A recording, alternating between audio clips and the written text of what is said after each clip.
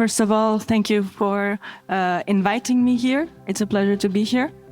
And thank you also for this very interesting question. I think this is a very, very good question that we can probably talk about for a long time. But I would first, I think, guide you through some of my slides that I prepared. I think that really go into the direction of your question, and then in the end, make a bit of a summarizing statement in that direction. So first, before we start, just a few words about Pexapark for those who are not familiar. Pexapark is an award-winning market intelligence software and advisory firm. On the advisory side, we support our clients in originating, structuring, and negotiating PPAs, and we have supported over 35 gigawatts of PPAs across Europe and 1 gigawatt of battery optimization agreements. And on our platform, we provide PPA price and reference points and market intelligence and analytics for PPAs. So indeed, I will show you a quick overview of some of the most recent numbers of the European PPA market, and then dive into the Romanian PPA market, kind of comparing what is different there, and then also about a few upcoming regulatory changes and recent changes that are impacting the market. So first of all, a few numbers of the European PPA market. In 2024, year to date, we see that Spain is in the top position of the most capacity under PPA, new capacity under renewable PPAs announced and signed. And we see Germany in a strong second position.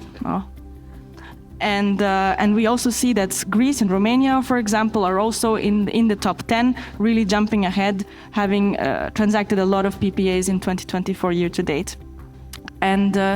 And we call the current period the golden era of PPAs because 2023 was also a record year for the number of PPAs and also the capacity under PPA that was disclosed during that year. So 17 gigawatts of capacity across over 270 deals.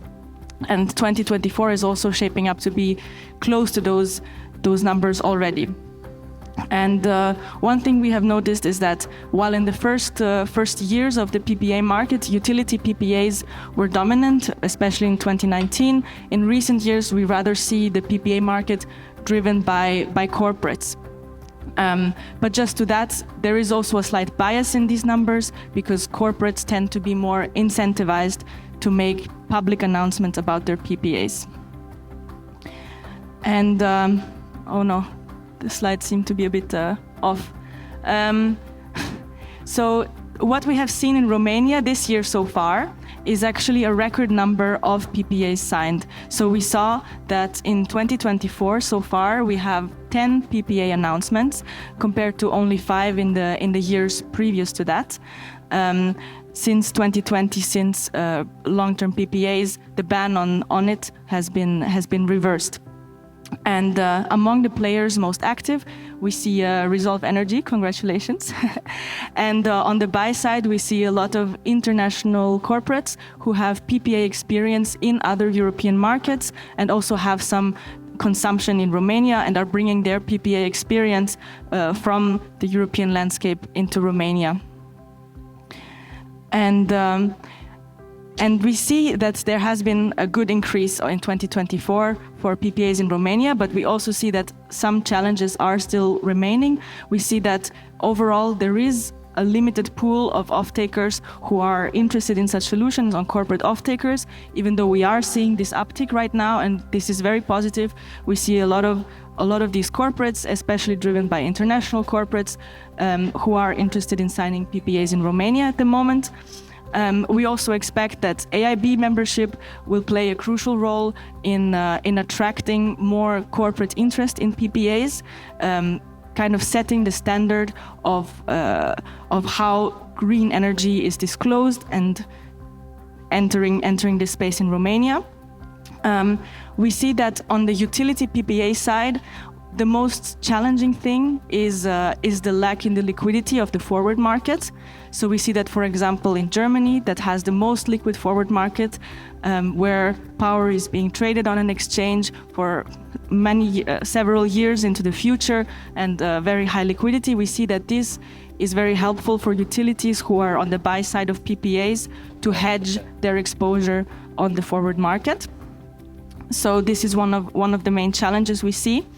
And we also see that, especially in recent years, there has been increasing talk about especially solar cannibalization. But we also see that the summer of 2024, solar capture rates have been quite low, although we do see it as quite an exception, and we don't necessarily expect it to be the real trend, because 2024 had a very strong heat wave. Multiple factors came together. There was a drought, so there was not enough hydro resources. There was a nuclear power outage. There was increased demand in the evenings from people turning on the AC. And so we also see that this also shows a need for more flexibility. So it's also good that more batteries are expected to come online, and also that the ministry and the government is also supporting the development of batteries as well. And one of the final challenges that we see is a lack of price transparency. And so this is where Pexapark comes in. So on our price platform, we show daily updated reference prices for PPAs, and also a range of what the market is seeing, of what the willingness is to pay for such products. And one of the ways in which we calibrate this is through our polling, which we have also recently launched in Romania. So feel free to reach out if anyone is interested in the polling. So the idea is that market participants, in a fully anonymized way, they provide a bid of what they would be willing to pay for a specific PPA structure, and then we give the participants of the polling back averaged results for them to give them a visibility of where the market stands. And so this is something we have recently launched as well in Romania, because we see price transparency as a key point. And as it was mentioned before, I think also that the CFD also helps in providing the price transparency into seeing kind of where the market is at and where people want to transact such long-term products at.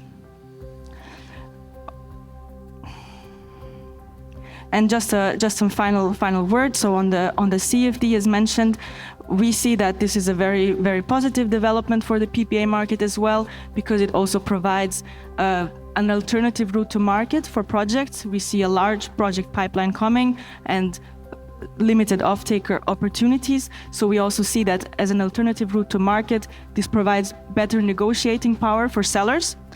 And we also see that where the CFD is quite important, it also sets a standard of what is expected in the PPA market. So it provides price signals, but it also creates a standard of longer durated contracts. And also, if there is an inflation indexation, that there would be an inflation indexation. And I also want to mention as well, again, the AIB membership, which would be very positive for creating a clear way in which PPAs, in which the green attribute of energy is shown. And then taking that back to your question, how I would summarize the main differences between the European and the Romanian PPA market. I think the first thing I would point out is that, as we have seen, that in the PPA market has started mostly off as a utility PPA market.